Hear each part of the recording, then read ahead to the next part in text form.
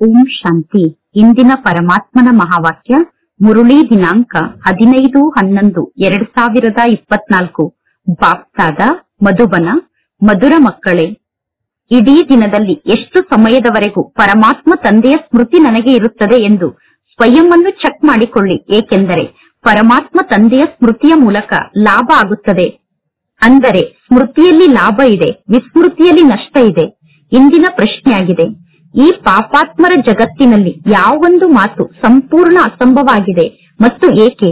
ಉತ್ತರ, ಈ ಪಾಪಾತ್ಮರ ಜಗತ್ತಿನಲ್ಲಿ ಯಾರಾದರೂ ನಾನು ಪುಣ್ಯಾತ್ಮ ಆಗಿದ್ದೇನೆ ಎಂದು ಹೇಳಿದರೆ ಇಲ್ಲಿ ಪುಣ್ಯಾತ್ಮರಾಗಿ ಇರುವುದು ಸಂಪೂರ್ಣ ಅಸಂಭವ ಮಾತಾಗಿದೆ. ಏಕೆಂದರೆ ಈ ಜಗತ್ತೇ ಕಲಿಯುಗಿ ಜಗತ್ತಾಗಿದೆ, ತಮೋ ಪ್ರಧಾನ ಜಗತ್ತಾಗಿದೆ. ಮನುಷ್ಯರು ಯಾವುದನ್ನು ಪುಣ್ಯದ ಕಾರ್ಯ ಎಂದು ತಿಳಿದುಕೊಂಡಿದ್ದಾರೋ ಆ ಕಾರ್ಯದ ಮೂಲಕವೂ ಪಾಪವೇ ನಡೆಯುತ್ತದೆ. ಏಕೆಂದರೆ ವಿಕಾರಕ್ಕೆ ವಶಾಗಿ ಮನುಷ್ಯರು ಪ್ರತಿಯೊಂದು ಕರ್ಮವನ್ನು ಮಾಡುತ್ತಾರೆ. ಆದ್ದರಿಂದ ಅವರ ಮೂಲಕ ಪಾಪದ ಕಾರ್ಯವೇ ನಡೆಯುತ್ತದೆ. ಓಂ ಶಾಂತಿ. ಮಕ್ಕಳು, ಈ ಮಾತನ್ನು ಅರ್ಥ ಮಾಡಿಕೊಂಡಿದ್ದೀರಾ? ಇಲ್ಲಿ ನಾವೆಲ್ಲರೂ ಬ್ರಹ್ಮನಿಗೆ ಮಕ್ಕಳಾಗಿದ್ದೇವೆ. ಅಂದ ಮೇಲೆ ಬ್ರಹ್ಮ ಕುಮಾರ್ ಕುಮಾರಿಯರಾಗಿದ್ದೇವೆ. ಪುನಃ ನಾವು ದೇವಿ ದೇವತೆಗಳಾಗುತ್ತೇವೆ. ಈ ಮಾತು ಮಕ್ಕಳಾದ ನಿಮಗೆ ಗೊತ್ತಿದೆ. ನಿಮ್ಮನ್ನು ಬಿಟ್ಟು ಜಗತ್ತಿನಲ್ಲಿ ಬೇರೆ ಯಾರಿಗೂ ಈ ಮಾತಿನ ಬಗ್ಗೆ ಗೊತ್ತಿಲ್ಲ. ನಿಮಗೆ ಗೊತ್ತಿದೆ, ನಾವು ಬ್ರಹ್ಮ ಕುಮಾರಿಯರಾಗಿದ್ದೇವೆ. ನಾವೀಗ ಬೇಹದ್ದಿನ ಶಿಕ್ಷಣವನ್ನು ಕಲಿಯುತ್ತಿದ್ದೇವೆ. ಈಗ ನಾವು 84 ಜನ್ಮದ ಶಿಕ್ಷಣವನ್ನು ಕೂಡ ಕಲಿಯುತ್ತಿದ್ದೇವೆ ಮತ್ತು ಸೃಷ್ಟಿ ಚಕ್ರದ ಶಿಕ್ಷಣವನ್ನು ಕೂಡ ಕಲಿಯುತ್ತಿದ್ದೇವೆ. ಇಲ್ಲಿ ಪುನಃ ಪವಿತ್ರರಾಗುವಂತಹ ಶಿಕ್ಷಣ ನಿಮಗೆ ಪ್ರಾಪ್ತಿಯಾಗುತ್ತದೆ. ಮಕ್ಕಳಾದ ನೀವು ಇಲ್ಲಿ ಕುಳಿತು ಅವಶ್ಯವಾಗಿ ಪರಮಾತ್ಮ ತಂದೆಯನ್ನು ನೆನಪು ಮಾಡುತ್ತೀರಾ. ಪಾವನರಾಗುವುದಕ್ಕೋಸ್ಕರ ನೀವು ಇಲ್ಲಿ ಕುಳಿತು ಅವಶ್ಯವಾಗಿ ಪರಮಾತ್ಮ ತಂದೆಯನ್ನು ನೆನಪು ಮಾಡುತ್ತೀರಾ. ಅಂದ ಮೇಲೆ ಸ್ವಯಂನ ಮನಸ್ಸನ್ನು ಕೇಳಿಕೊಳ್ಳಿ. ಸತ್ಯವಾಗಿಯೂ ನಾನು ಪರಮಾತ್ಮ ತಂದೆಯ ನೆನಪಿನಲ್ಲಿ ಕುಳಿತಿದ್ದೆ ತಾನೆ? ಅಥವಾ ಮಾಯಾ ರಾವಣ ನನ್ನ ಬುದ್ಧಿಯನ್ನು ಬೇರೆ ಬೇರೆ ಕಡೆ ಅಲೆಯುವಂತೆ ಮಾಡಲಿಲ್ಲ ತಾನೆ? ಪರಮಾತ್ಮ ತಂದೆ ತಿಳಿಸಿದ್ದಾರೆ, ತಂದೆಯಾದ ನನ್ನೊಬ್ಬನನ್ನೇ ನೆನಪು ಮಾಡಿ, ಆಗ ನಿಮ್ಮ ಪಾಪ ನಾಶ ಆಗುತ್ತದೆ. ಅಂದ ಮೇಲೆ ನೀವೀಗ ಸ್ವಯಂ ಅನ್ನು ಕೇಳಿಕೊಳ್ಳಬೇಕು, ನನಗೆ ಪರಮಾತ್ಮ ತಂದೆಯ ನೆನಪು ಇತ್ತು ತಾನೆ? ಅಥವಾ ನನ್ನ ಬುದ್ಧಿ ಬೇರೆ ಯಾವುದಾದರೂ ಕಡೆ ಅಲೆದಾಡುತ್ತಿತ್ತೋ? ನಾನು ಇಡೀ ದಿನದಲ್ಲಿ ಎಷ್ಟು ಸಮಯ ತಂದೆಯ ಸ್ಮೃತಿಯಲ್ಲಿ ಸ್ಥಿತ ಆಗಿದ್ದೆ ಅನ್ನುವ ಸ್ಮೃತಿ ನಮಗೆ ಇರಬೇಕು. ಇನ್ನು ಎಷ್ಟು ಸಮಯದವರೆಗೆ ನನ್ನ ಬುದ್ಧಿ ಬೇರೆ ಬೇರೆ ಕಡೆ ಅಲೆದಾಡುತ್ತಿತ್ತು ಅನ್ನುವ ಸ್ಮೃತಿ ನಮಗೆ ಇರಬೇಕು.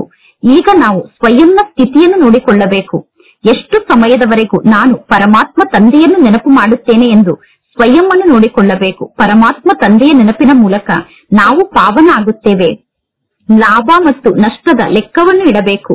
ಚಾರ್ಟ್ ಅನ್ನು ಬರೆಯುವಂತಹ ಅಭ್ಯಾಸ ಆದರೆ ತಂದೆಯ ನೆನಪು ಕೂಡ ಇರುತ್ತದೆ. ನೀವು ಚಾರ್ಟ್ ಅನ್ನು ಕೂಡ ಬರೆಯುತ್ತಿರುತ್ತೀರಾ? ಅಭ್ಯಾಸ ಆದರೆ ನೀವು ಪ್ರತಿದಿನ ಚಾರ್ಟ್ ಅನ್ನು ಬರೆಯುತ್ತೀರಾ? ನಿಮ್ಮ ಪಾಕೆಟ್ ಅಲ್ಲಿ ಡೈರಿ ಅಂತೂ ಸದಾ ಇರುತ್ತದೆ. ಎಲ್ಲರ ಪಾಕೆಟ್ ಅಲ್ಲೂ ಸದಾ ಡೈರಿ ಇರುತ್ತದೆ. ಯಾರು ವ್ಯಾಪಾರಿಗಳಾಗಿದ್ದಾರೋ ಅವರ ಬಳಿ ಹದ್ದಿನ ಡೈರಿ ಇರುತ್ತದೆ.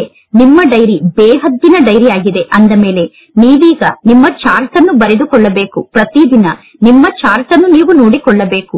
ಪರಮಾತ್ಮ ತಂದೆಯ ಆಜ್ಞೆಯಾಗಿದೆ, ಬಲೆ ನೀವು ಉದ್ಯೋಗ ವ್ಯವಹಾರವನ್ನು ಮಾಡಿ, ಯಾವುದಾದರೂ ಕಾರ್ಯವನ್ನು ಮಾಡಿ, ಆದರೆ ಸ್ವಲ್ಪ ಸಮಯವನ್ನು ಮಾಡಿಕೊಂಡು ತಂದೆಯಾದ ನನ್ನನ್ನು ನೆನಪು ಮಾಡಿ, ಸ್ವಯಂನ ಲೆಕ್ಕವನ್ನು ನೋಡಿಕೊಂಡು ಲಾಭವನ್ನು ಜಾಸ್ತಿ ಮಾಡಿಕೊಳ್ಳುತ್ತಾ ಹೋಗಿ. ನಷ್ಟ ಆಗದಂತೆ ಸ್ವಯಂ ಅನ್ನು ನೋಡಿಕೊಳ್ಳಿ. ಈಗ ಮಾಯೆ ಜೊತೆಗೆ ನಿಮ್ಮ ಯುದ್ಧ ನಡೆಯುತ್ತಿದೆ. ಸೆಕೆಂಡ್ ನಲ್ಲಿ ನಿಮಗೆ ಲಾಭ ಆಗುತ್ತದೆ ಮತ್ತು ಸೆಕೆಂಡ್ ನಲ್ಲಿ ನಿಮಗೆ ನಷ್ಟ ಆಗುತ್ತದೆ. ನಿಮಗೆ ತಕ್ಷಣ ಗೊತ್ತಾಗುತ್ತದೆ ನನಗೆ ಲಾಭ ಆಯಿತೋ ಅಥವಾ ನಷ್ಟ ಆಯಿತೋ ಎಂದು. ನೀವೆಲ್ಲರೂ ವ್ಯಾಪಾರಿಗಳಾಗಿದ್ದೀರಾ. ಎಲ್ಲೋ ಕೆಲವರು ಮಾತ್ರ ಪರಮಾತ್ಮ ತಂದೆಯ ಜೊತೆಗೆ ಈ ವ್ಯಾಪಾರವನ್ನು ಮಾಡಲು ಸಾಧ್ಯ. ಪರಮಾತ್ಮ ತಂದೆಯ ಸ್ಮೃತಿಯ ಮೂಲಕ ಲಾಭ ಆಗುತ್ತದೆ. ತಂದೆಯ ನೆನಪನ್ನು ಮರೆತರೆ ನಷ್ಟ ಆಗುತ್ತದೆ. ಅಂದರೆ ಸ್ಮೃತಿಯಿಂದ ಲಾಭ ಆದರೆ ವಿಸ್ಮೃತಿಯಿಂದ ನಷ್ಟ ಆಗುತ್ತದೆ. ಅಂದ ಮೇಲೆ ನೀವೀಗ ಸ್ವಯಂ ಅನ್ನು ಚೆಕ್ ಮಾಡಿಕೊಳ್ಳಬೇಕು. ಯಾರು ಶ್ರೇಷ್ಠ ಪದವಿಯನ್ನು ಪಡೆದುಕೊಳ್ಳುವಂತಹ ಆತ್ಮರಾಗಿದ್ದಾರೋ ಅವರಿಗೆ ಚಿಂತೆ ಇರುತ್ತದೆ, ನಾನು ಇಡೀ ದಿನದಲ್ಲಿ ಎಷ್ಟು ಸಮಯದವರೆಗೂ ಪರಮಾತ್ಮ ತಂದೆಯ ನೆನಪನ್ನು ಮರೆತು ವಿಸ್ಮೃತಿಯಲ್ಲಿ ಇದ್ದೆ ಎಂದು ಸ್ವಯಂ ಅನ್ನು ಚೆಕ್ ಮಾಡಿಕೊಳ್ಳಬೇಕು ಅನ್ನುವ ಚಿಂತೆ ಶ್ರೇಷ್ಠ ಪದವಿಯನ್ನು ಪಡೆದುಕೊಳ್ಳುವ ಮಕ್ಕಳಿಗೆ ಇರುತ್ತದೆ. ಈಗ ಮಕ್ಕಳಾದ ನೀವು ಅರ್ಥ ಮಾಡಿಕೊಂಡಿದ್ದೀರಾ? ಸರ್ವ ಆತ್ಮರಿಗೂ ತಂದೆ ಒಬ್ಬ ಪರಮಾತ್ಮ ತಂದೆಯಾಗಿದ್ದಾರೆ. ಸರ್ವ ಆತ್ಮರಿಗೂ ತಂದೆ ಆದಂತಹ ಪರಮಾತ್ಮ ತಂದೆ ಪತಿತ ಪಾವನ ಆಗಿದ್ದಾರೆ. ನಾವೆಲ್ಲರೂ ನಿಜವಾಗಿಯೂ ಆತ್ಮ ಆಗಿದ್ದೇವೆ. ನಾವೆಲ್ಲರೂ ಆ ಮನೆಯಿಂದ ಈ ಸಾಕಾರ ಜಗತ್ತಿಗೆ ಬಂದಿದ್ದೇವೆ. ಶರೀರವನ್ನು ಧಾರಣೆ ಮಾಡಿಕೊಂಡು ಇಲ್ಲಿ ನಾವು ಪಾತ್ರವನ್ನು ಅಭಿನಯ ಮಾಡುತ್ತೇವೆ. ಈ ಶರೀರ ವಿನಾಶಿಯಾಗಿದೆ, ಆತ್ಮ ಅವಿನಾಶಿಯಾಗಿದೆ. ಸಂಸ್ಕಾರ ಆತ್ಮದಲ್ಲೇ ಇರುತ್ತದೆ. ಪರಮಾತ್ಮ ತಂದೆ ಕೇಳುತ್ತಾರೆ, ಹೇ ಆತ್ಮರೇ, ನೆನಪು ಮಾಡಿಕೊಳ್ಳಿ, ಈ ಜನ್ಮದಲ್ಲಿ ಬಾಲ್ಯದಿಂದ ನೀವು ಯಾವುದೇ ತಪ್ಪು ಕಾರ್ಯವನ್ನು, ಉಲ್ಟಾ ಕಾರ್ಯವನ್ನು ಮಾಡಿಲ್ಲ ತಾನೆ? ನೆನಪು ಮಾಡಿಕೊಳ್ಳಿ. ನಿಮಗೆ 3 ವರ್ಷ ಅಥವಾ 4 ವರ್ಷ ವಯಸ್ಸಿದ್ದಾಗಿನಿಂದ ಹಿಡಿದು ಇಲ್ಲಿಯವರೆಗಿನ ನಿಮ್ಮ ಸಂಪೂರ್ಣ ಜೀವನದ ಕತೆ ನಿಮಗೆ ನೆನಪಿನಲ್ಲಿ ಇರುತ್ತದೆ. ನಾನು ಬಾಲ್ಯವನ್ನು ಹೇಗೆ ಕಳೆದೆ, ಬಾಲ್ಯದಲ್ಲಿ ನಾನು ಎಂತೆಂತಹ ಕರ್ಮವನ್ನು ಮಾಡಿದೆ ಎಂದು ನೆನಪು ಮಾಡಿಕೊಳ್ಳಿ. ಯಾವ ಒಂದು ಮಾತು ನನ್ನ ಮನಸ್ಸನ್ನು ಆಂತರ್ಯದಲ್ಲೇ ತಿನ್ನುತ್ತಿಲ್ಲ ತಾನೆ ಅನ್ನುವುದನ್ನು ನೆನಪು ಮಾಡಿಕೊಳ್ಳಿ. ಸತ್ಯಯುಗದಲ್ಲಿ ನೀವು ಪಾಪದ ಕಾರ್ಯವನ್ನು ಮಾಡುವುದಿಲ್ಲ, ಸತ್ಯಯುಗದಲ್ಲಿ ಪಾಪದ ಕರ್ಮ ಇರುವುದಿಲ್ಲ. ಅಂದ ಮೇಲೆ ಸತ್ಯಯುಗದಲ್ಲಿ ನೀವು ಸ್ವಯಂವನ್ನು ಕೇಳಿಕೊಳ್ಳುವ ಅವಶ್ಯಕತೆ ಇಲ್ಲ. ಈ ಕಲಿಯುಗದಲ್ಲಿ ನಿಮ್ಮ ಮೂಲಕ ಪಾಪದ ಕಾರ್ಯ ನಡೆಯುತ್ತಿರುತ್ತದೆ. ಮನುಷ್ಯರು ಯಾವುದನ್ನು ಪುಣ್ಯದ ಕಾರ್ಯ ಎಂದು ತಿಳಿದುಕೊಂಡಿದ್ದಾರೋ ಅದು ಕೂಡ ಪಾಪವೇ ಆಗಿದೆ, ಏಕೆಂದರೆ ಇದು ಪಾಪಾತ್ಮರ ಜಗತ್ತಾಗಿದೆ. ಈ ಪಾಪಾತ್ಮರ ಜಗತ್ತಿನಲ್ಲಿ ನೀವು ಪಾಪಾತ್ಮರ ಜೊತೆಗೆ ಕೊಡುವ ಮತ್ತು ತೆಗೆದುಕೊಳ್ಳುವ ವ್ಯವಹಾರವನ್ನು ಮಾಡುತ್ತೀರಾ. ಪುಣ್ಯಾತ್ಮರಂತೂ ಈ ಕಲಿಯುಗದಲ್ಲಿ ಇಲ್ಲ. ಪುಣ್ಯಾತ್ಮರ ಜಗತ್ತಿನಲ್ಲಿ ಪುನಃ ಒಬ್ಬರೂ ಕೂಡ ಪಾಪಾತ್ಮರಿರಲು ಸಾಧ್ಯ ಇಲ್ಲ. ಪಾಪಾತ್ಮರ ಜಗತ್ತಿನಲ್ಲಿ ಒಬ್ಬರೂ ಕೂಡ ಪುಣ್ಯಾತ್ಮರಿರಲು ಸಾಧ್ಯ ಇಲ್ಲ. ಯಾವ ಗುರುಗಳ ಕಾಲಿಗೆ ಜನ ಹೋಗಿ ನಮಸ್ಕಾರವನ್ನು ಮಾಡುತ್ತಿದ್ದಾರೋ ಆ ಗುರುಗಳೂ ಕೂಡ ಪುಣ್ಯಾತ್ಮರಲ್ಲ. ಈ ಜಗತ್ತು ಕಲಿಯುಗ ಆಗಿದೆ. ಅಂದ ಮೇಲೆ ಕಲಿಯುಗದಲ್ಲಿ ಇರುವಂತವರೆಲ್ಲ ತಮೋ ಪ್ರಧಾನರೇ ಆಗಿದ್ದಾರೆ. ಅಂದ ಮೇಲೆ ಈ ಕಲಿಯುಗದಲ್ಲಿ ಯಾರಾದರೂ ಪುಣ್ಯಾತ್ಮರಾಗಿ ಇರುವುದು ಅಸಂಭವದ ಮಾತಾಗಿದೆ. ಪುಣ್ಯಾತ್ಮರಾಗುವುದಕ್ಕೋಸ್ಕರ ನೀವು ಪರಮಾತ್ಮ ತಂದೆಯನ್ನು ಕೂಗಿ ಕರೆಯುತ್ತೀರಾ. ಪರಮಾತ್ಮ ತಂದೆ, ನೀವು ಬಂದು ನಮ್ಮನ್ನು ಪಾವನ ಆತ್ಮರನ್ನಾಗಿ ಮಾಡಿ ಎಂದು ತಂದೆಯನ್ನು ಕರೆಯುತ್ತೀರಾ ಎಂದು ಈ ರೀತಿ ತಿಳಿದುಕೊಳ್ಳಬೇಡಿ. ಕೆಲವರು ಬಹಳಷ್ಟು ದಾನ ಪುಣ್ಯವನ್ನು ಮಾಡುತ್ತಾರೆ, ಧರ್ಮಶಾಲೆ ಮುಂತಾದದನ್ನು ನಿರ್ಮಾಣ ಮಾಡುತ್ತಾರೆ. ಅಂದ ಮೇಲೆ ಅವರು ಪುಣ್ಯಾತ್ಮರಾಗಿದ್ದಾರೆ ಎಂದು ತಿಳಿದುಕೊಳ್ಳಬೇಡಿ. ಮದುವೆ ಅಥವಾ ಸಮಾರಂಭಕ್ಕೋಸ್ಕರ ಯಾರಾದರೂ ಕಲ್ಯಾಣ ಮಂಟಪವನ್ನು ನಿರ್ಮಾಣ ಮಾಡಿದರೆ ಅದು ಪುಣ್ಯದ ಕಾರ್ಯ ಅಲ್ಲ. ಇದೆಲ್ಲ ಅರ್ಥ ಮಾಡಿಕೊಳ್ಳುವಂತಹ ಜ್ಞಾನದ ಮಾತಾಗಿದೆ. ಇದು ರಾವಣನ ರಾಜ್ಯ ಆಗಿದೆ, ಪಾಪಾತ್ಮರ ಅಸುರಿ ಜಗತ್ತಾಗಿದೆ. ಈ ಜ್ಞಾನದ ಮಾತು ಮಕ್ಕಳಾದ ನಿಮಗೆ ಮಾತ್ರ ಗೊತ್ತಿದೆ. ನಿಮ್ಮನ್ನು ಬಿಟ್ಟು ಬೇರೆ ಯಾರು ಈ ಜ್ಞಾನದ ಮಾತನ್ನು ಅರ್ಥ ಮಾಡಿಕೊಂಡಿಲ್ಲ. ಬಲೆ ಈ ಜಗತ್ತಿನಲ್ಲಿ ರಾವಣ ಇದ್ದಾನೆ, ಆದರೆ ರಾವಣನನ್ನು ಯಾರೂ ಅರ್ಥ ಮಾಡಿಕೊಂಡಿಲ್ಲ. ಶಿವನ ಚಿತ್ರ ಕೂಡ ಇದೆ, ಆದರೆ ಶಿವ ತಂದೆಯನ್ನು ಕೂಡ ಅರ್ಥ ಮಾಡಿಕೊಂಡಿಲ್ಲ. ದೊಡ್ಡ ದೊಡ್ಡ ಶಿವಲಿಂಗು ಮುಂತಾದದ್ದನ್ನು ನಿರ್ಮಾಣ ಮಾಡುತ್ತಾರೆ. ಪುನಃ ಹೇಳುತ್ತಾರೆ, ಪರಮಾತ್ಮ ತಂದೆಗೆ ನಾಮವೂ ಇಲ್ಲ, ರೂಪವೂ ಇಲ್ಲ. ಪರಮಾತ್ಮ ತಂದೆ ನಾಮರೂಪದಿಂದ ಭಿನ್ನ ಆಗಿದ್ದಾರೆ ಎಂದು ಪುನಃ ಪರಮಾತ್ಮ ತಂದೆಗೆ ಸರ್ವವ್ಯಾಪಿ ಎಂದು ಕರೆಯುತ್ತಾರೆ. ಆದ್ದರಿಂದ ಪರಮಾತ್ಮ ತಂದೆ ತಿಳಿಸಿದ್ದಾರೆ, ಯದಾ ಯದಾಹಿ ಧರ್ಮಸ್ಯ. ಭಾರತದಲ್ಲೇ ಶಿವ ತಂದೆಗೆ ನಿಂದನೆಯನ್ನು ಮಾಡುತ್ತಾರೆ ಅನ್ನುವ ಮಾತನ್ನು ತಂದೆ ತಿಳಿಸಿದ್ದಾರೆ. ಯಾವ ಪರಮಾತ್ಮ ತಂದೆ ನಿಮ್ಮನ್ನು ವಿಶ್ವಕ್ಕೆ ಮಾಲೀಕರನ್ನಾಗಿ ಮಾಡುತ್ತಾರೋ ನೀವು ಮನುಷ್ಯರ ಮತದಂತೆ ನಡೆದು ಆ ಪರಮಾತ್ಮ ತಂದೆಗೆ ಎಷ್ಟೊಂದು ನಿಂದನೆಯನ್ನು ಮಾಡುತ್ತೀರಾ. ಮನುಷ್ಯರ ಮತ ಮತ್ತು ಈಶ್ವರ್ಯ ಮತ ಅನ್ನುವ ಪುಸ್ತಕ ಇದೆ ತಾನೆ. ಈ ಎಲ್ಲಾ ಮಾತಿನ ಬಗ್ಗೆ ಈಗ ನಿಮಗೆ ಗೊತ್ತಿದೆ. ನೀವೀಗ ಅನ್ಯರಿಗೆ ಈ ಜ್ಞಾನವನ್ನು ತಿಳಿಸುತ್ತೀರಾ. ನಾವು ಶ್ರೀಮತದಂತೆ ನಡೆದು ದೇವತೆ ಆಗುತ್ತಿದ್ದೇವೆ ಅನ್ನುವ ಮಾತನ್ನು ನೀವೀಗ ಅನ್ಯರಿಗೆ ತಿಳಿಸುತ್ತೀರಾ. ರಾವಣನ ಮತದಂತೆ ನಡೆದು ಪುನಃ ನಾವು ಅಸುರಿ ಮನುಷ್ಯರಾಗಿ ಬಿಡುತ್ತೇವೆ. ಮನುಷ್ಯರ ಮತಕ್ಕೆ ಅಸುರಿ ಮತ ಎಂದು ಕರೆಯಲಾಗುತ್ತದೆ. ಮನುಷ್ಯರು ಅಸುರಿ ಕರ್ತವ್ಯವನ್ನು ಮಾಡುತ್ತಾರೆ. ಮುಖ್ಯ ಮಾತು ಅಂದರೆ ಈಶ್ವರ ತಂದೆಗೆ ಸರ್ವವ್ಯಾಪಿ ಎಂದು ಕರೆಯುವುದು ಅಸುರಿ ಕರ್ತವ್ಯ ಆಗಿದೆ. ಪರಮಾತ್ಮ ತಂದೆ ಆಮೆಯ ಅವತಾರದಲ್ಲಿ ಬರುತ್ತಾರೆ, ಮೀನಿನ ಅವತಾರದಲ್ಲಿ ಬರುತ್ತಾರೆ ಎಂದು ಹೇಳಿ ಪರಮಾತ್ಮ ತಂದೆಗೆ ಬಹಳಷ್ಟು ನಿಂದನೆಯನ್ನು ಮಾಡುತ್ತಾ ಎಲ್ಲರೂ ಅಸುರರಾಗಿದ್ದಾರೆ, ಚೀಚಿ ಕೊಳಕಾಗಿದ್ದಾರೆ. ನಿಮ್ಮ ಆತ್ಮ ಎಂದೂ ಕೂಡ ಆಮೆಯ ಅವತಾರದಲ್ಲಿ ಬರುವುದಿಲ್ಲ, ಮೀನಿನ ಅವತಾರವನ್ನು ಧಾರಣೆ ಮಾಡಿಕೊಳ್ಳುವುದಿಲ್ಲ. ಆತ್ಮರಾದ ನೀವು ಮನುಷ್ಯರ ತನುವಿನಲ್ಲೇ ಬರುತ್ತೀರಾ. ಅಂದ ಮೇಲೆ ಈಗ ನಿಮಗೆ ಗೊತ್ತಿದೆ, ನಾವು ಆಮೆ ಆಗುವುದಿಲ್ಲ, ನಾವು ಮೀನಾಗುವುದಿಲ್ಲ. ಅಂದ ಮೇಲೆ ನಾವು 84 ಲಕ್ಷ ಯೋನಿಯಲ್ಲಿ ಬರಲು ಸಾಧ್ಯ ಇಲ್ಲ. ಈಗ ನಿಮಗೆ ಪರಮಾತ್ಮ ತಂದೆಯ ಶ್ರೀಮತ ಪ್ರಾಪ್ತಿಯಾಗುತ್ತಿದೆ. ಮಕ್ಕಳೇ, ನೀವು 84 ಜನ್ಮವನ್ನು ಪಡೆದುಕೊಳ್ಳುತ್ತೀರಾ. 84 ಜನ್ಮ ಮತ್ತು 84 ಲಕ್ಷ ಜನ್ಮವನ್ನು ಹೋಲಿಕೆ ಮಾಡಿದರೆ ಎಷ್ಟು ಪರ್ಸೆಂಟೇಜ್ ಬರಬಹುದು? ಜಗತ್ತಿನಲ್ಲಿ ಸಂಪೂರ್ಣ ಅಸತ್ಯವೇ ಇದೆ. ಅಂಶ ಮಾತ್ರದಲ್ಲೂ ಜಗತ್ತಿನಲ್ಲಿ ಸತ್ಯ ಇಲ್ಲ. ಅಂದ ಮೇಲೆ ಇಷ್ಟೆಲ್ಲಾ ಮಾತಿನ ಅರ್ಥವನ್ನು ನೀವೀಗ ತಿಳಿದುಕೊಳ್ಳಬೇಕು. ನೋಡಿ, ಭಾರತದ ಪರಿಸ್ಥಿತಿ ಏನಾಗಿ ಬಿಟ್ಟಿದೆ. ಭಾರತ ಸತ್ಯದ ಜಗತ್ತಾಗಿತ್ತು. ಆ ಭಾರತ ದೇಶಕ್ಕೆ ಸ್ವರ್ಗ ಎಂದು ಕರೆಯಲಾಗುತ್ತಿತ್ತು. ಅರ್ಧ ಕಲ್ಪ ರಾಮರಾಜ್ಯ ಇರುತ್ತದೆ, ಅರ್ಧ ಕಲ್ಪ ರಾವಣನ ರಾಜ್ಯ ಇರುತ್ತದೆ. ರಾವಣ ರಾಜ್ಯಕ್ಕೆ ಅಸುರಿ ಸಂಪ್ರದಾಯದ ರಾಜ್ಯ ಎಂದು ಕರೆಯಲಾಗುತ್ತದೆ. ಎಷ್ಟೊಂದು ಕಠೋರವಾದ ಶಬ್ದ ಇದೆ. ಅರ್ಧ ಕಲ್ಪ ದೇವತೆಗಳ ರಾಜ್ಯ ಇರುತ್ತದೆ. ಪರಮಾತ್ಮ ತಂದೆ ತಿಳಿಸಿದ್ದಾರೆ, ಮೊದಲನೇ ನಂಬರ್ನ ಲಕ್ಷ್ಮೀನಾರಾಯಣರು, ಎರಡನೇ ನಂಬರ್ನ ಲಕ್ಷ್ಮೀನಾರಾಯಣರು, ಮೂರನೇ ನಂಬರ್ನ ಲಕ್ಷ್ಮೀನಾರಾಯಣರು ಎಂದು ಕರೆಯಲಾಗುತ್ತದೆ. ಹೇಗೆ ಮೊದಲನೇ ನಂಬರ್ನ ಎಡ್ವರ್ಡ್, ಎರಡನೇ ನಂಬರ್ನ ಎಡ್ವರ್ಡ್ ಎಂದು ಕರೆಯುತ್ತಾರೆ ತಾನೆ. ಮೊದಲನೇ ಪೀಳಿಗೆ, ನಂತರ ಎರಡನೇ ಪೀಳಿಗೆ, ಈ ರೀತಿ ಪೀಳಿಗೆ ನಡೆಯುತ್ತದೆ. ಮೊದಲು ಸೂರ್ಯವಂಶಿಗಳ ರಾಜ್ಯ ಇರುತ್ತದೆ, ನಂತರ ಚಂದ್ರವಂಶಿಗಳ ರಾಜ್ಯ ಬರುತ್ತದೆ. ಪರಮಾತ್ಮ ತಂದೆ ಬಂದು ನಾಟಕದ ರಹಸ್ಯವನ್ನು ಮಕ್ಕಳಿಗೆ ಚೆನ್ನಾಗಿ ತಿಳಿಸಿದ್ದಾರೆ. ನಿಮ್ಮ ಶಾಸ್ತ್ರದಲ್ಲಿ ಈ ಜ್ಞಾನದ ಮಾತು ಇಲ್ಲ. ಕೆಲವೊಂದು ಶಾಸ್ತ್ರದಲ್ಲಿ ಸ್ವಲ್ಪ ಒಂದು ರೇಖೆಯಷ್ಟು ಸತ್ಯ ಇದೆ. ಆದರೆ ಯಾವ ಸಮಯದಲ್ಲಿ ಶಾಸ್ತ್ರದ ಪುಸ್ತಕವನ್ನು ನಿರ್ಮಾಣ ಮಾಡಿದರೋ ಆ ಸಮಯದಲ್ಲಿ ಅವರು ಆ ಜ್ಞಾನದ ಮಾತನ್ನು ಸ್ವಲ್ಪ ಕೂಡ ಅರ್ಥ ಮಾಡಿಕೊಂಡಿರಲಿಲ್ಲ. ಬ್ರಹ್ಮ ತಂದೆ ಯಾವಾಗ ಬನಾರಸ್ನಲ್ಲಿ ಇದ್ದರೋ ಆ ಸಮಯದಲ್ಲಿ ಬ್ರಹ್ಮ ತಂದೆಗೆ ಈ ಜಗತ್ತು ಇಷ್ಟ ಆಗುತ್ತಿರಲಿಲ್ಲ. ಬ್ರಹ್ಮ ತಂದೆ ಸಂಪೂರ್ಣ ಗೋಡೆಯ ಮೇಲೆ ಚಿತ್ರವನ್ನು ಬರೆಯುತ್ತಿದ್ದರು. ಪರಮಾತ್ಮ ತಂದೆ ಇಷ್ಟೆಲ್ಲಾ ಕಾರ್ಯವನ್ನು ಮಾಡಿಸುತ್ತಿದ್ದಾರೆ ಎಂದು ಬ್ರಹ್ಮ ತಂದೆಗೆ ಗೊತ್ತಾಗುತ್ತಿತ್ತು. ಆದರೆ ಆ ಸಮಯದಲ್ಲಿ ನಾನು ಮಗುವಾಗಿದ್ದೆ ಎಂದು ಬ್ರಹ್ಮ ತಂದೆ ಹೇಳುತ್ತಾರೆ. ನನಗೆ ಏನೂ ಅರ್ಥ ಆಗುತ್ತಿರಲಿಲ್ಲ. ಸಂಪೂರ್ಣ ಜ್ಞಾನ ಆ ಸಮಯದಲ್ಲಿ ನನಗೆ ಅರ್ಥ ಆಗುತ್ತಿರಲಿಲ್ಲ. ಯಾರು ನನ್ನ ಮೂಲಕ ಈ ಚಿತ್ರವನ್ನು ನಿರ್ಮಾಣ ಮಾಡಿಸುತ್ತಿದ್ದಾರೆ ಎಂದು ಅರ್ಥ ಆಗುತ್ತಿತ್ತು. ವಿನಾಶದ ದೃಶ್ಯವನ್ನು ಬ್ರಹ್ಮ ತಂದೆ ಸಾಕ್ಷಾತ್ಕಾರದಲ್ಲಿ ನೋಡಿದರು. ಆಂತರ್ಯದಲ್ಲಿ ಬ್ರಹ್ಮ ತಂದೆಗೆ ಖುಷಿ ಇತ್ತು. ರಾತ್ರಿ ಬ್ರಹ್ಮ ತಂದೆ ಮಲಗಿದ್ದರು. ಮಲಗಿರುವಾಗ ಬ್ರಹ್ಮ ತಂದೆ ಈ ಶರೀರದಿಂದ ಭಿನ್ನಾಗಿ ಮೇಲೆ ಹಾರುತ್ತಿದ್ದರು.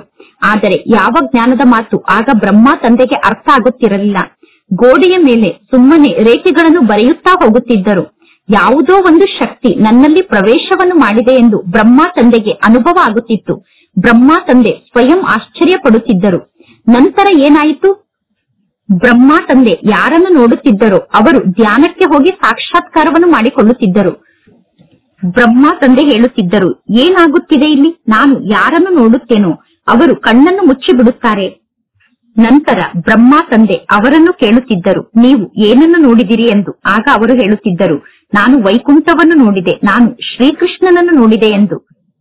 ಇದೆಲ್ಲ ಅರ್ಥ ಮಾಡಿಕೊಳ್ಳುವಂತಹ ಜ್ಞಾನದ ಮಾತಾಗಿತ್ತು. ಆದ್ದರಿಂದ ಬ್ರಹ್ಮ ತಂದೆ ಮನೆ ವ್ಯವಹಾರ ಎಲ್ಲವನ್ನೂ ಬಿಟ್ಟು ಬನಾರಸ್ ಅಂದರೆ ಕಾಶಿಗೆ ಹೋದರು. ಏನಾಗುತ್ತಿದೆ ಎಂದು ಅರ್ಥ ಮಾಡಿಕೊಳ್ಳಲು ಬ್ರಹ್ಮ ತಂದೆ ಬನಾರಸ್ಗೆ ಹೋದರು. ಇಡೀ ದಿನ ಅಲ್ಲಿ ಕುಳಿತಿರುತ್ತಿದ್ದರು. ಪೆನ್ಸಿಲ್ ಅನ್ನು ತೆಗೆದುಕೊಂಡು ಗೋಡೆಯ ಮೇಲೆ ಚಿತ್ರವನ್ನು ಬರೆಯುತ್ತಿದ್ದರು. ಬೇರೆ ಯಾವ ಕಾರ್ಯವೂ ಆ ಸಮಯದಲ್ಲಿ ಬ್ರಹ್ಮ ತಂದೆಗೆ ಇರಲಿಲ್ಲ. ಆ ಸಮಯದಲ್ಲಿ ಬ್ರಹ್ಮ ತಂದೆ ಕೂಡ ಈ ಜ್ಞಾನ ಮಾರ್ಗದಲ್ಲಿ ಸಣ್ಣ ಮಗು ಆಗಿದ್ದರು. ಇಂತಿಂತಹ ದೃಶ್ಯವನ್ನು ನೋಡಿದ ನಂತರ ಬ್ರಹ್ಮ ತಂದೆ ಅರ್ಥ ಮಾಡಿಕೊಂಡರು, ಈಗ ಈ ಜಗತ್ತಿನಲ್ಲಿ ಯಾವುದೇ ಉದ್ಯೋಗ ವ್ಯವಹಾರವನ್ನು ನಾನು ಮಾಡಬಾರದು. ಈಗ ಈ ಉದ್ಯೋಗ ವ್ಯವಹಾರ ಎಲ್ಲವನ್ನೂ ನಾನು ಬಿಡಬೇಕು ಎಂದು ಬ್ರಹ್ಮ ತಂದೆ ವಿಚಾರ ಮಾಡಿದರು. ಬ್ರಹ್ಮ ತಂದೆಗೆ ಖುಷಿ ಇತ್ತು. ಈಗ ನಾನು ಕತ್ತೆಯ ಸಮಾನ ದುಡಿಯುವುದನ್ನು ಬಿಡಬೇಕು ಎಂದು ಬ್ರಹ್ಮ ತಂದೆ ಖುಷಿ ಪಡುತ್ತಿದ್ದರು. ಇದು ರಾವಣ ರಾಜ್ಯ ಆಗಿದೆ. ರಾವಣನ ತಲೆಯ ಮೇಲಿನ ಕಿರೀಟದಲ್ಲಿ ಕತ್ತೆಯ ಮುಖವನ್ನು ತೋರಿಸುತ್ತಾರೆ. ಅಂದ ಮೇಲೆ ಬ್ರಹ್ಮ ತಂದೆಗೆ ವಿಚಾರ ಬಂತು, ಇದು ರಾಜ್ಯ ಅಲ್ಲ, ಇದು ಕತ್ತೆಯ ಸಮಾನ ಜೀವನ ಆಗಿದೆ ಎಂದು. ಕತ್ತೆ ಗಳಿಗೆ ಗಳಿಗೆಗೂ ಮಣ್ಣಿನಲ್ಲಿ ಹೊರಳಾಡಿ ದೋಬಿ ಎಷ್ಟೆಲ್ಲ ಒಳ್ಳೆಯ ಬಟ್ಟೆಯನ್ನು ತಯಾರು ಮಾಡಿರ್ತಾನೋ ಆ ಎಲ್ಲಾ ಬಟ್ಟೆಯನ್ನು ಕೂಡ ಕೆಡಿಸಿ ಬಿಡುತ್ತದೆ. ಪರಮಾತ್ಮ ತಂದೆ ಕೂಡ ತಿಳಿಸುತ್ತಾರೆ, ಮೊದಲು ನೀವು ಏನಾಗಿದ್ದೀರಿ, ಈಗ ನಿಮ್ಮ ಸ್ಥಿತಿ ಏನಾಗಿದೆ ನೋಡಿ. ಇಲ್ಲಿ ಪರಮಾತ್ಮ ತಂದೆ ಕುಳಿತು ಈ ಎಲ್ಲಾ ಜ್ಞಾನದ ಮಾತನ್ನು ತಿಳಿಸುತ್ತಾರೆ ಮತ್ತು ಬ್ರಹ್ಮ ತಂದೆ ಕೂಡ ಈ ಎಲ್ಲಾ ಜ್ಞಾನದ ಮಾತನ್ನು ತಿಳಿಸುತ್ತಾರೆ. ಇಲ್ಲಿ ಬ್ರಹ್ಮ ತಂದೆ ಮತ್ತು ಶಿವ ತಂದೆ ಇಬ್ಬರೂ ಕೂಡ ಜ್ಞಾನವನ್ನು ಹೇಳುತ್ತಿರುತ್ತಾರೆ. ಯಾರು ಜ್ಞಾನವನ್ನು ಚೆನ್ನಾಗಿ ತಿಳಿಸುತ್ತಾರೋ ಅಂತವರಿಗೆ ಜ್ಞಾನ ಮಾರ್ಗದಲ್ಲಿ ತೀಕ್ಷ್ಣವಾಗಿ ಮುಂದೆ ಹೋಗುತ್ತಿರುವಂತಹ ಮಕ್ಕಳು ಎಂದು ಕರೆಯಲಾಗುತ್ತದೆ. ಮಕ್ಕಳು ನಂಬರ್ ವಾರ್ ಆಗಿದ್ದೀರಾ. ಈಗ ಮಕ್ಕಳಾದ ನೀವು ಕೂಡ ಅನ್ಯರಿಗೆ ಜ್ಞಾನವನ್ನು ತಿಳಿಸುತ್ತೀರಾ. ಈಗ ಇಲ್ಲಿ ರಾಜಧಾನಿ ಸ್ಥಾಪನೆ ಆಗುತ್ತಿದೆ. ನೀವು ಅವಶ್ಯವಾಗಿ ನಂಬರ್ ವಾರ್ ಆಗಿ ಪದವಿಯನ್ನು ಪಡೆದುಕೊಳ್ಳುತ್ತೀರಾ. ಆತ್ಮ ಕಲ್ಪ ಕಲ್ಪದ ತನ್ನ ಅದೇ ಪಾತ್ರವನ್ನು ಪುನಃ ಅಭಿನಯ ಮಾಡುತ್ತಿದೆ. ಎಲ್ಲರೂ ಒಂದೇ ಸಮಾನ ಜ್ಞಾನವನ್ನು ಪಡೆದುಕೊಳ್ಳಲು ಸಾಧ್ಯ ಇಲ್ಲ. ಈ ಸ್ಥಾಪನೆಯ ಕಾರ್ಯ ಅದ್ಭುತವಾದ ಕಾರ್ಯ ಆಗಿದೆ. ಪರಮಾತ್ಮ ತಂದೆಯನ್ನು ಬಿಟ್ಟು ಜಗತ್ತಿನಲ್ಲಿ ಬೇರೆ ಯಾರೂ ಕೂಡ ಸ್ಥಾಪನೆಯ ಕಾರ್ಯದ ಜ್ಞಾನವನ್ನು ನೀಡಲು ಸಾಧ್ಯ ಇಲ್ಲ. ತಿಳಿದುಕೊಳ್ಳಿ, ಸಿಖ್ ಧರ್ಮ ಸ್ಥಾಪನೆ ಆಯಿತು. ಸಿಖ್ ಧರ್ಮವನ್ನು ಸ್ಥಾಪನೆ ಮಾಡಲು ಶುದ್ಧ ಆತ್ಮ ಪರಮಧಾಮದಿಂದ ಬಂದು ಬೇರೆಯವರ ತನುವಿನಲ್ಲಿ ಪ್ರವೇಶವನ್ನು ಮಾಡಿತು. ಸ್ವಲ್ಪ ಸಮಯದ ನಂತರ ಆ ಆತ್ಮ ಸಿಖ್ ಧರ್ಮವನ್ನು ಸ್ಥಾಪನೆ ಮಾಡಿತು. ಅಂದ ಮೇಲೆ ಸಿಖ್ ಧರ್ಮದ ಹೆಡ್ ಯಾರಾಗಿದ್ದಾರೆ? ಗುರು ನಾನಕ್ ಸಿಖ್ ಧರ್ಮದ ಧರ್ಮಸ್ಥಾಪಕ ಆಗಿದ್ದಾರೆ. ಅವರು ಜಪ ಸಾಹೇಬನ್ನು ನಿರ್ಮಾಣ ಮಾಡಿದರು. ಮೊದಲು ಹೊಸ ಆತ್ಮ ಬರುತ್ತದೆ, ಏಕೆಂದರೆ ಆತ್ಮ ಪವಿತ್ರ ಆಗಿರುತ್ತದೆ. ಪವಿತ್ರ ಆತ್ಮಕ್ಕೆ ಮಹಾನ್ ಆತ್ಮ ಎಂದು ಕರೆಯಲಾಗುತ್ತದೆ. ಸರ್ವಶ್ರೇಷ್ಠ ಎಂದು ಕೇವಲ ಒಬ್ಬ ಪರಮಾತ್ಮ ತಂದೆಗೆ ಕರೆಯಲಾಗುತ್ತದೆ. ಆ ಆತ್ಮ ಸಿಖ್ ಧರ್ಮವನ್ನು ಸ್ಥಾಪನೆ ಮಾಡುತ್ತದೆ. ಆದ್ದರಿಂದ ಆ ಆತ್ಮಕ್ಕೆ ಮಹಾನ್ ಆತ್ಮ ಎಂದು ಕರೆಯಲಾಗುತ್ತದೆ. ಆದರೆ ನಂಬರ್ ವಾರಾಗಿ ಸಿಖ್ ಧರ್ಮದ ಅನ್ಯ ಆತ್ಮರು ಆ ಧರ್ಮಸ್ಥಾಪಕನ ಹಿಂದೆ ಈ ಸೃಷ್ಟಿಗೆ ಬರುತ್ತಾರೆ. 500 ವರ್ಷದ ಹಿಂದೆ ಮೊದಲು ಸಿಖ್ ಧರ್ಮದ ಒಂದು ಆತ್ಮ ಬಂತು. ಆ ಆತ್ಮ ಬಂದು ಸಿಖ್ ಧರ್ಮವನ್ನು ಸ್ಥಾಪನೆ ಮಾಡಿತು. ಆ ಸಮಯದಲ್ಲಿ ಗ್ರಂಥ ಅಂತೂ ಇರಲಿಲ್ಲ. ಆ ಸಮಯದಲ್ಲಿ ಸಿಖ್ ಧರ್ಮದ ಗ್ರಂಥ ಎಲ್ಲಿಂದ ಬರಲು ಸಾಧ್ಯ? ಅವಶ್ಯವಾಗಿ ಸುಖ್ಮಾನಿ ಜಪ್ ಸಾಹೇಬ್ ಅನ್ನುವ ಗ್ರಂಥವನ್ನು ನಂತರ ನಿರ್ಮಾಣ ಮಾಡಿದರು. ಅಂದ ಮೇಲೆ ಧರ್ಮಸ್ಥಾಪಕರು ಯಾವ ಶಿಕ್ಷಣವನ್ನು ನೀಡುತ್ತಾರೆ? ಉತ್ಸಾಹ ಅಂತೂ ಬರುತ್ತದೆ ತಾನೆ. ಪರಮಾತ್ಮ ತಂದೆಯ ಮಹಿಮೆಯನ್ನು ಮಾಡಬೇಕು ಎಂದು ಧರ್ಮಸ್ಥಾಪಕರು ಕೂಡ ಕುಳಿತು ಪರಮಾತ್ಮ ತಂದೆಯ ಮಹಿಮೆಯನ್ನು ಮಾಡುತ್ತಾರೆ. ಇನ್ನು ಪುಸ್ತಕ ಮುಂತಾದದ್ದು ನಂತರ ನಿರ್ಮಾಣ ಆಗುತ್ತದೆ.